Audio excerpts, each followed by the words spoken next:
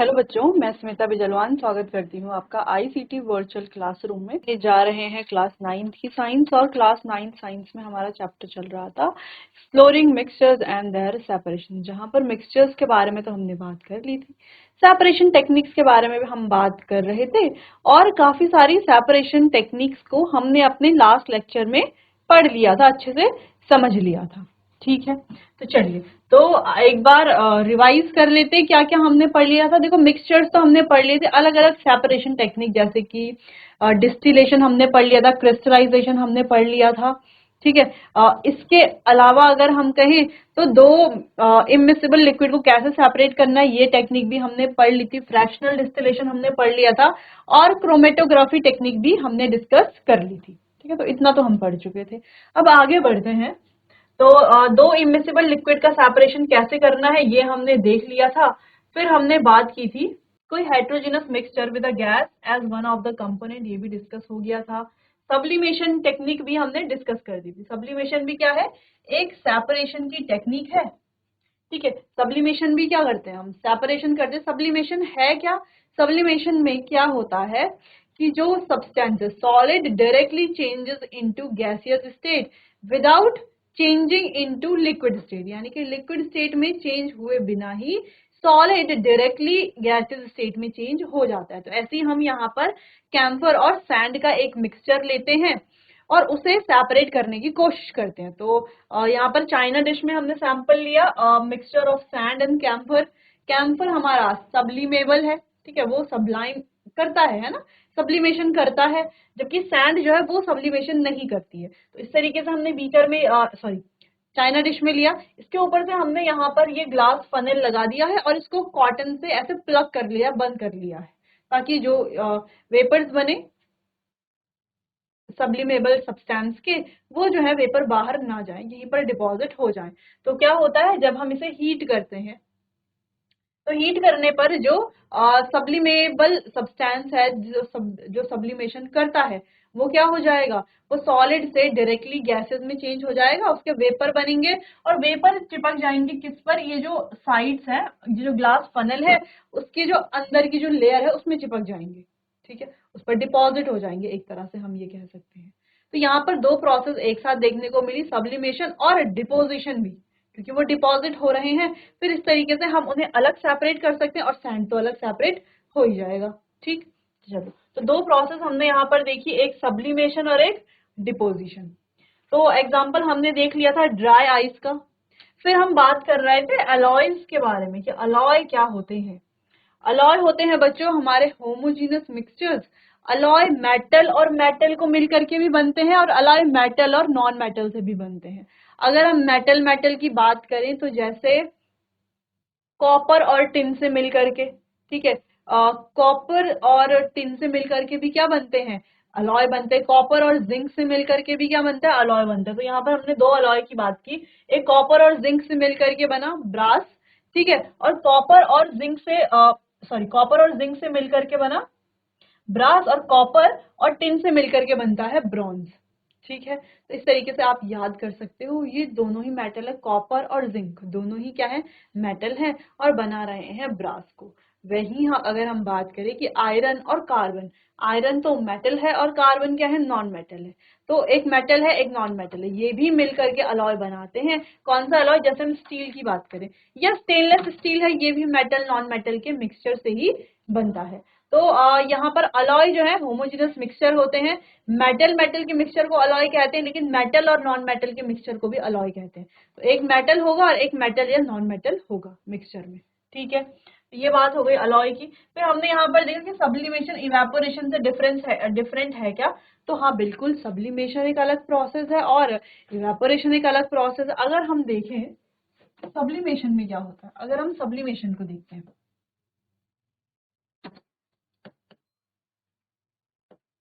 अगर हम सब्लिमेशन की बात करते हैं और हम बात करते हैं इवेपोरेशन की,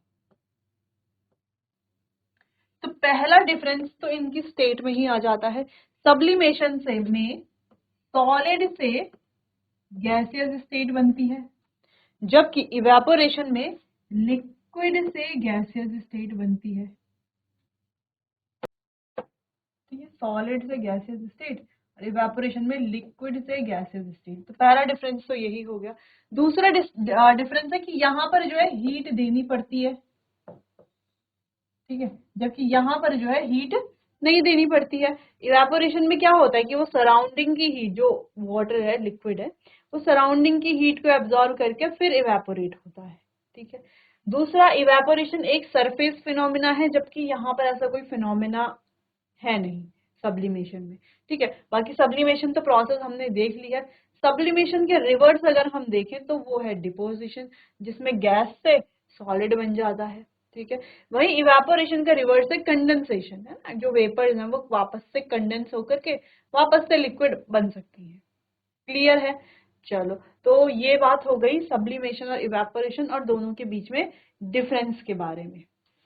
चलिए, तो ऐसा नहीं है कि इसमें भी गैसियस स्टेट बन रही है, इसमें भी गैसियस स्टेट बन रही है, लेकिन बन तो अलग स्टेट से रही है। यहाँ पर सॉलिड से बन रही है, यहाँ पर लिक्विड से बन रही है। तो ऐसा नहीं है कि दोनों में कुछ सिमिलैरिटी हाँ यही हो सकती है कि इसका एंड में जो है गैसियस स्टेट बन रही है, इसमें भी एंड में गैसियस स्टेट बन रही है, ऐसा आप बोल सकते हो बस। चलो, अब बात करते हैं सस्पेंशंस की। सस्पेंशंस क्या होते हैं? अब सस्पेंशन हम कहेंगे किसे, जैसे अगर हम कहें कि हमने एक बीकर लिया है, बीकर में पानी डाला है, पानी में चॉक पाउडर डाल दिया है ना, बीकर ले लेंगे एक। अब बीकर में मान लो क्या क्या डाला है, बीकर में डाला है वाटर प्लस चॉक पाउडर, है ना, पानी के साथ चॉक पाउडर डाला है। तो ये क्या बनाते हैं, ये मिलकर के एक सस्पेंशन बनाते हैं। या हम कहें कि पानी में हमने मड डाल दिया, मड यानी कि मिट्टी डाल दी है, तो वो भी क्या बनाता है, सस्पेंशन बनाता है, ठीक है। क्या प्रॉपर्टीज हैं इसकी ये हम देख लेंगे, खैर यहाँ पर आगे चलिए। Let us look closely at the container shown in figure 5.2। फिर आगे बढ़ते हैं। No matter how well you stir the sand particles can be seen clearly. आप क्या कर लो इसको ना, वाटर और सैंड का मिक्सचर ले लो, वाटर प्लस सैंड, सैंड मतलब मिट्टी। और मान लो ये रेड पेन से बना लेते हैं हम सैंड के पार्टिकल्स को, ठीक है। मान लो ये क्या है, ये जो पार्टिकल्स हमें दिख रहे हैं ये क्या है, सैंड के पार्टिकल्स हैं। अब आप इसको किसी भी स्टीरर की मदद से कितना भी घोलने की कोशिश करो, हमेशा क्या होगा, ये रेत जो है, क्या ये पानी में अच्छे से घुल जाएगी? जैसे आप पानी में नमक डालते हैं तो नमक तो पानी में अच्छे से घुल जाता है, घुल जाता है, बिल्कुल घुल जाता है अच्छे से। तो क्या वैसे ही ये सैंड भी घुल पाएगी पानी में? हो सकता है पानी कम हो, हम और पानी डालेंगे इसमें, तो क्या ये मिट्टी घुल जाएगी पानी में? बिल्कुल भी नहीं, नहीं घुलेगी। क्यों नहीं घुलेगी? इसके पीछे का रीजन क्या है? और सॉल्ट कैसे पानी में घुल रहा है, उसके पीछे का रीजन क्या है? क्योंकि अगर आप पार्टिकल का साइज देखो, सॉल्ट का और सैंड का, तो दोनों के पार्टिकल, सॉल्ट के भी दाने दाने और सैंड के भी दाने दाने आपको इजीली दिखाई दे देंगे, इजीली दिखाई देंगे। दोनों के ऑलमोस्ट सेम ही आपको लगते हैं दिखने में तो, लेकिन ऐसा क्योंकि सॉल्ट तो घुल जा रहा है, लेकिन जो सैंड है वो नहीं घुल रही। वो इसीलिए कि सॉल्ट जो है वो डिजोल्व इसलिए होते हैं क्योंकि वो और ज्यादा छोटे पार्टिकल्स में ब्रेक डाउन होते हैं, और वो पार्टिकल इतने छोटे होते हैं कि वो हमें हमारी जो नेकेड आईज है, नग्न आंखें हैं, उनसे नहीं दिखते, इसीलिए वो इजीली पानी में डिजोल्व हो जाते हैं। वहीं अगर हम सैंड की बात करते हैं तो सैंड के जो पार्टिकल्स हैं वो लार्जर साइज के होते हैं। पानी में डालते ही वो घुलते इसलिए नहीं है क्योंकि वो और स्मॉलर में पार्टिकल्स में ब्रेक डाउन नहीं होते हैं, जिस वजह से ये जो सैंड के जो पार्टिकल्स है साइज में बड़े होने की वजह से पानी में डिसॉल्व नहीं होते हैं, चाहे कितना भी हम कोशिश कर लें, ठीक है। Where the solute particles are not. चलिए, तो सस्पेंशन के बारे में बात करते हैं।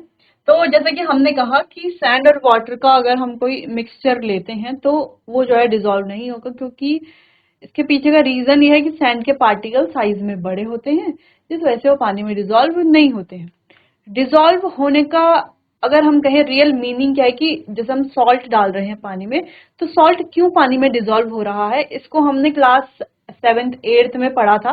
क्या पढ़ा था कि वाटर के जो पार्टिकल्स हैं उनके बीच में छोटे छोटे स्पेस होते हैं, उस स्पेस में सॉल्ट के जो पार्टिकल्स हैं वो साइज में छोटे होते हैं, तो उन स्पेस को ऑक्यूपाई कर लेते हैं, जिस वजह से वो डिसॉल्व हो जाते हैं, ठीक है। जबकि सैंड के जो पार्टिकल्स हैं वो तो काफी बड़े हैं साइज में, तो वो तो वहां पर जा नहीं पाएंगे, इस वजह से यहाँ पर ये जो है डिसॉल्व नहीं होते हैं। दूसरी चीज हमने देखी, where the solute particles are not visible, such heterogeneous mixtures in which the solid particles like sand do not dissolve but remain suspended throughout the bulk of the medium are called suspension. तो ऐसे mixtures जहां पर ये present तो है, dissolve नहीं हो रहे हैं, लेकिन ये क्या है, मिक्सचर में क्या है, प्रेजेंट है, ऐसे मिक्सचर को कहा जाता है, क्योंकि ये क्या है, इसमें सस्पेंडेड है, तो ऐसे मिक्सचर्स को कहा जाता है सस्पेंशंस। ठीक है, अब ये जो सस्पेंशन है आपको याद रखना है कि सस्पेंशन क्या होते हैं, हेट्रोजीनस मिक्सचर होते हैं,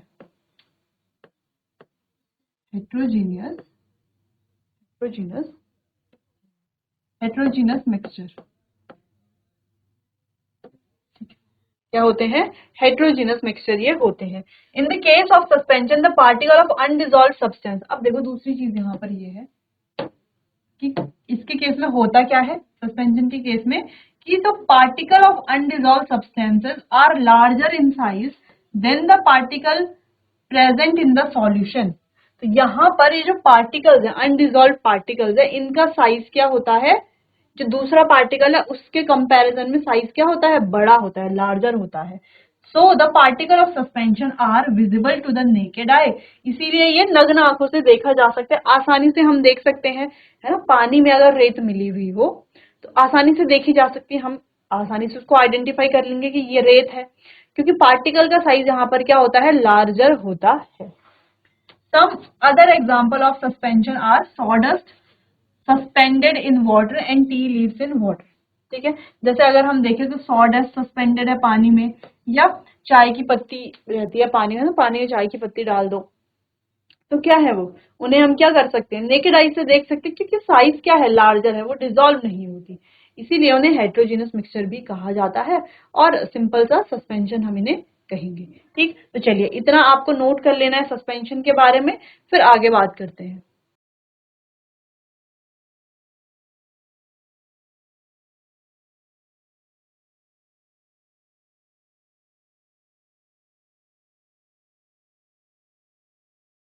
चलिए आगे है, अभी सस्पेंशन जो है यहाँ पर हम मड को वाटर से सेपरेट कैसे करेंगे। तो जो सस्पेंशन होते हैं इनमें पार्टिकल साइज लार्जर है, तो यहाँ पर सेपरेशन करना देखा जाए तो काफी इजी है ना। कैसे कर सकते हैं, जैसे फिल्टर पेपर यानी कि फिल्ट्रेशन टेक्निक की मदद से हम इजीली सेपरेट तो कर ही सकते हैं इनको, फिल्ट्रेशन टेक्निक से। चलिए तो इसे देख लेते हैं। If you leave a container of muddy water undisturbed, the heavier mud particles settle at the bottom and the water may still appear cloudy. You can filter the muddy water through a cotton cloth or filter paper. While some large particle will be removed, the water often remains cloudy. This shows that filtration is not always enough to separate tiny particles. If the muddy water is still not clear even after keeping for some time, how can it be cleaned? In such cases, we use techniques such as centrifugation और coagulation। ठीक है, चलिए तो दूसरी चीज ये है, अब हमने यहाँ पे ये सैंड और वाटर को सेपरेट करना तो थोड़ा इजी है, फिल्ट्रेशन से कर सकते हैं। हमें क्या करना है, फिल्टर पेपर ले लेना है, उसे फनल के ऊपर लगा लेना है और वहां से सेपरेट डाल देना है सैंड वाटर के मिक्सचर को, सैंड अलग हो जाएगी, वाटर हमें अलग मिल जाएगा इस तरीके से। लेकिन जब हम एक मडी वाटर लेते हैं ना, कीचड़ वाला पानी लेते हैं, उसमें काफी सारी मड होती है, तो अगर हम उसको काफी समय के लिए अनडिस्टर्ब छोड़ते हैं तो क्या होगा, मड के पार्टिकल सेटल डाउन हो जाएंगे, नीचे की तरफ आ जाएंगे, बॉटम में बैठ जाएंगे। लेकिन कुछ हल्के फुल्के पार्टिकल्स ऐसे होंगे जो ऊपर भी होंगे। ठीक है, पार्टिकल का एक क्लाउड बना हुआ होगा बेसिकली। ठीक है, तो इसे हम फिल्ट्रेशन से सेपरेट कर सकते हैं, हाँ कर तो सकते हैं। जब हम फिल्ट्रेशन से सेपरेट करेंगे तो फिल्टर पेपर के ऊपर जो पार्टिकल नीचे सेटल डाउन हो गए थे वो पार्टिकल तो सेपरेट हो जाएंगे, लेकिन वो पार्टिकल तो सेपरेट हो जाएंगे, लेकिन जो वो क्लाउड बना हुआ था मड का, है ना, वो फिल्टर पेपर से सेपरेट नहीं होगा। ठीक, तो वो जो क्लाउड का मड है, वो जो जब फिल्ट्रेट हमें मिलेगा, जो वाटर है जो एज अ फिल्ट्रेट हमें मिला है, उस पे वो क्लाउड का, वो जो मड का क्लाउड है वो उस पर रहेगा। तो हम ये कह सकते हैं कि फिल्ट्रेशन टेक्निक से इन्हें सेपरेट तो किया जा सकता है सस्पेंशन के लिए, लेकिन हम ऐसा नहीं कह सकते कि हमेशा फिल्ट्रेशन टेक्निक से हम इजीली उनको कंप्लीटली सेपरेट कर सकते हैं। इसीलिए हम जो अदर टेक्निक जैसे कि सेंट्रीफ्यूगेशन और कोआगुलेशन जैसे टेक्निक्स को यूज करते हैं यहाँ पर फिल्ट्रेशन के साथ साथ। ठीक है, ये फिल्ट्रेशन के बाद। क्लियर है। चलिए, तो क्या होती है सेंट्रीफ्यूगेशन, क्या होता है कोआगुलेशन, इसके बारे में अब हम डिस्कस करेंगे। पहले सेंट्रीफ्यूगेशन पढ़ेंगे, फिर कोआगुलेशन पढ़ेंगे। ठीक है, तो यहाँ पर सिंपल सी बात हमें समझनी यही थी कि अभी तक जैसे हम पढ़ते आ रहे थे, अभी तक हमने पढ़ा था जब हम मिक्सचर्स को एक्सप्लोर कर रहे थे, तो वहां पर हमने यही डिस्कस किया था कि सस्पेंशन को हम फिल्ट्रेशन टेक्निक से सेपरेट कर सकते हैं, लेकिन हमें जरूरी नहीं कि हमेशा हर तरह के सस्पेंशन को हम जो है फिल्ट्रेशन से सेपरेट कर सकते हैं। हो सकता है कभी कभार वो जो है कंप्लीटली सेपरेट ना हो सके पार्टिकल्स, कुछ पार्टिकल्स स्मॉलर साइज के हो सकते हैं, ऐसे हो सकते हैं कुछ पार्टिकल की वो जो है उन्हें हम फिल्टर पेपर से बड़े पार्टिकल को तो सेपरेट कर सकते हैं, लेकिन कुछ पार्टिकल ऐसे हैं वो स्मॉल हैं, विजिबल भी है, लेकिन फिल्टर पेपर से हम उन्हें सेपरेट नहीं कर सकते। ठीक है, तो उसके लिए अलग अलग टेक्निक्स हैं, जैसे कि कोआगुलेशन और सेंट्रीफ्यूगेशन। ठीक, तो चलिए इतना आप नोट कीजिए, फिर नेक्स्ट टेक्निक को डिस्कस करते हैं।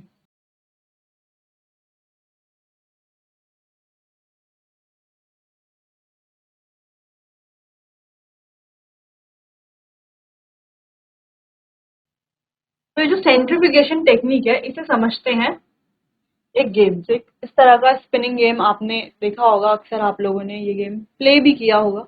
Let us understand this by playing it. Choose a partner, then cross your arms and hold each other like this, as shown in figure 5.18. Now spin around together. Do you feel as if you are being pulled outward? तो अगर आप फिर आपको क्या करना है, यहाँ पे स्पिन करना है एक साथ। तो आपको क्या लग रहा है, क्या आप आउटवर्ड की तरफ पुल हो रहे हो? क्या आपको ऐसा फील हो रहा है? हाँ बिल्कुल। A similar force helps to separate a mixture in a tube by centrifugation. तो ऐसे ही एक जो इसी तरह की एक सिमिलर फोर्स है जो सेपरेशन में हेल्प करती है एक ट्यूब के अंदर, जिसे हम कहते हैं सेंट्रीफ्यूगेशन। कुछ इस तरीके से यहाँ पर भी क्या होता है, इस तरीके से हम सैंपल रखेंगे, इसको बंद करके इसको क्या कर लेते हैं, ऑन कर लेते हैं, तो वहां पर भी इसी तरीके की सेम स्पिनिंग प्रोसेस होती है, सेंट्रीफ्यूगेशन, जहां पर सेपरेशन होता है। ठीक है, this process involve spinning a mixture in a tube at a high speed. तो इस प्रोसेस में क्या चाहिए होता है कि जो मिक्सचर है ये हाई स्पीड में स्पिन करेगा।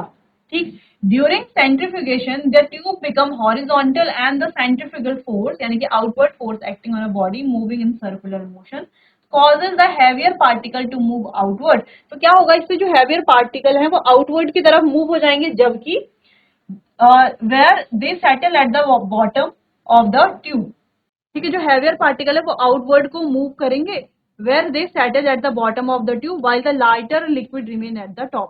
तो क्या होगा, जो heavier particle होंगे वो स्पिनिंग की वजह से क्या हो जाएंगे, पीछे की तरफ को आएंगे, यानी कि बॉटम में रह जाएंगे, और जो लाइटर पार्टिकल होंगे वो कहां पर आ जाएंगे, टॉप में आ जाएंगे। ठीक है, तो पहला ये हो गया। अब इसको बच्चों डिटेल में डिस्कस करेंगे हम अपने आने वाले अगले सेशन में। तब तक के लिए आपका बहुत बहुत धन्यवाद।